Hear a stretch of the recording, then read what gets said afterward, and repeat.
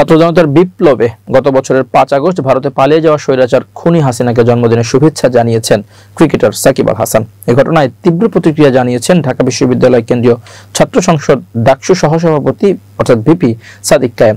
রোববার নিজের verified Facebook পেজে এক পোস্টে তিনি এ প্রতিক্রিয়া জানান। পোস্টে সাদিক কায়েম লেখেন, আওয়ামী দোসর ও ক্রিকেটার সাকিব আল হাসান, ফ্যাসিস্ট হাসিনা ও তার দোসরদের একমাত্র পরিচয় খুনি ও গণহত্যাকারী।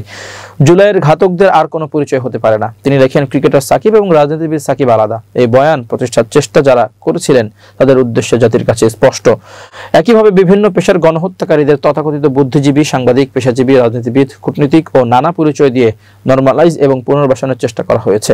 ডাকসু ভিপি পোস্টের শেষাংশে লেখেন, আমরা স্পষ্ট ভাষায় বলতে চাই, দীর্ঘ ফ্যাসিবাদী আমলে সর্বস্তরে জেকে বসা ফ্যাসিস্টদের দোসর এবং ফ্যাসিবাদী কাঠামো ভেঙে চুরমার করা পর্যন্ত জুলাই প্রজন্ম ক্ষান্ত হবে না। এর আগে রোববার রাতে নিজের ভেরিফাইড ফেসবুক পেজে হাসিনার সঙ্গে তোলা একটি ছবি শেয়ার করে ক্যাপশনে সাকিব আল হাসান লেখেন, শুভ জন্মদিন আপা।